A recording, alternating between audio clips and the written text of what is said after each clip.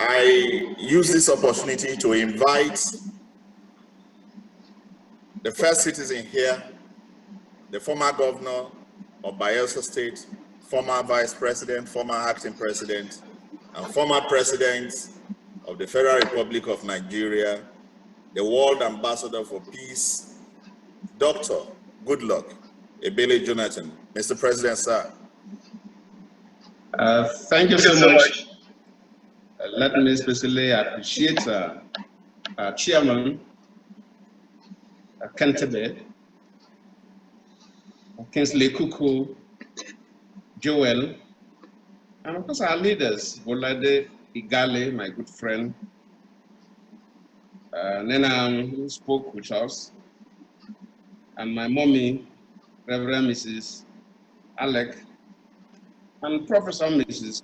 Owe, and our other elders, our brothers, our sisters, our sons and our daughters, that are either members of this great body, the IPA, INDG, or those who heard about this courtesy call, joined us to listen to our conversation this evening.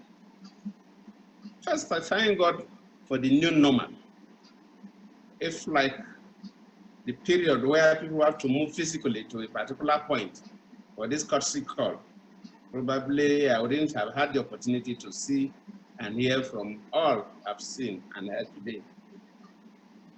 It was quite interesting when I saw the face of Kingsley, though Igali and myself were living in Yenagua and Abuja, but we hardly meet.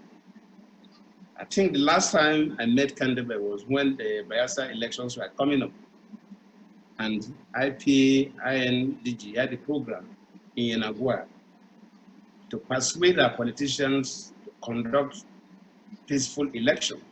And I think they had a program and I was invited and I honored them and we met. But today's program, this courtesy call me, has really lifted my spirit. And I have the comfort that the Ijaw people are still alive. From your history, I know INDG. I've been there for quite some time. Because my executive assistant, Gloria, did it. It's been a member, I think, from 2010. So I did not get to know this program until recently, this body until recently. And I've really appreciate what you people are doing and what you will continue to do. From your vision and your mission statement, it shows clearly that you have a lot to offer. And I pray that the Almighty God should give you the strength and the resilience to continue in your good works. As a people, the Ijaws have tried from the days when Nigeria was amalgamated, the early days of the politics. We have played role. Our leaders have shown relevance, and up till today, at least, we still show relevance. We may not be getting what is due us. We may not be getting what we expect to get, especially from the young people who will want us, the leaders, to do more than we have done. But we still have hope. And I think, and I believe, the INDG will inspire the young people. Your activities will give hope to the young people, and it will encourage them and make them understand that we can get to where we have to go, where we need to go, and where we desire to go, based on our own actions. Today's courtesy call is not meant to be a lengthy one. From the letters I received, there is a formal conference coming up where I believe people would present more technical papers and probably lengthy discussion. But from what you've come to brief me today in this courtesy call, what I can take home is that we, as the people, are ready to organize ourselves. not just as politicians. And I'm pleased that the whole of this concept of this courtesy call and the program of IP and INDG cut across the political class. Today, as long as we are practicing constitutional democracy in Nigeria, you cannot remove politics from whatever you do, whether business or anything.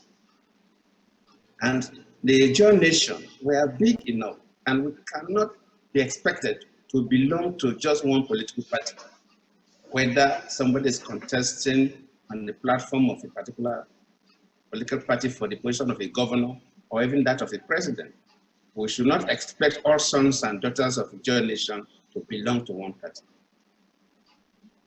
And in that respect, our people who are in active politics must know that politics is not about creating enmity. Politics is not about dividing the people. Politics is about looking for the best platform to help and develop your people. And if we have that in our mind, then whichever political party we belong, and by divine providence, we get the position we want to, either as a parliamentarian, senator, House of Rep, or State Assembly, or the executive level of a local chairman, governor, or president, we must know that we have a primary constituency, that is our Ijaw, irrespective of our political parties. And we must do everything to bring the people together, not to divide the people. We must make sure we develop the people. And for people that have the opportunity to be given appointments, we should know that we must use those little appointments to create an environment for our people where we can attract infrastructure, fine. Where we can develop human capacity, fine. Where we can encourage businesses, fine. And with the chairman being a negotiator, we believe that the business aspects of IPA and INDG will be strengthened because we need the business class to push our development. We also need the political class to create the enabling environment. If, for example, we take a state like Bayelsa State, which is 100% Ijaw state, we need the political class to create that environment that can encourage the business class to come and invest so that they can create jobs for our young men and women. And that will empower our people and remove them from poverty. So we must play together. No one political party can do it alone. No one individual can do it alone. Even if you hold the biggest office, you can't do it alone. We need to work together. And I believe with the spirit you have, with the brief conversations we've had from us today, I know that the Ijaw nation will get to where we want to go. INC will do their work, and INC must be allowed to do their work. IYC will do their work, and IYC must be allowed to do their work. And I believe if our young people under the umbrella of IYC are organizing themselves very well and have visionary leadership, and INC are elders are organizing themselves very well and have visionary leadership, then of course, these two groups working in concert with the political class and the business class, with organizations like IPA and INDG, are where people, as we progress, get to where we want to go as a nation. Should not be too disappointed, should not lose hope. The sky is still the limit of our people, and I believe that one day we will all find. I thank you for today. I thank you for the very, very pleasant words, the encomiums you poured on me. Of course, I always believe that politics is not showing people. Politics is building people. That's why, like our elders quoted one of my statements, that my political ambition is not worth the blood of any Nigerian. And indeed, that philosophy came up when I contested the governor of Bayelsa State. I did not start it in Abuja, but because it was Bayelsa, so Nigerians didn't know. When I was to contest the governorship of Bayelsa State in 2006-2007, the day I declared my interest to contest, and as at that time Bayelsa State was relatively violent, and I told people that, look, I cannot be a governor if I win the election through guns or machetes. And the day I declared, I unveiled that billboard that said clearly that my political ambition is not worth the blood of anybody else. It was when I got to the center that I escalated that to the national level, where I said my political ambition wasn't worth the blood of any Nigerian. I want to also plead with our politicians that our political ambition should not be the one that will make our young people destroy property they have, maim themselves, and become liabilities to society. Thank you for this beautiful evening.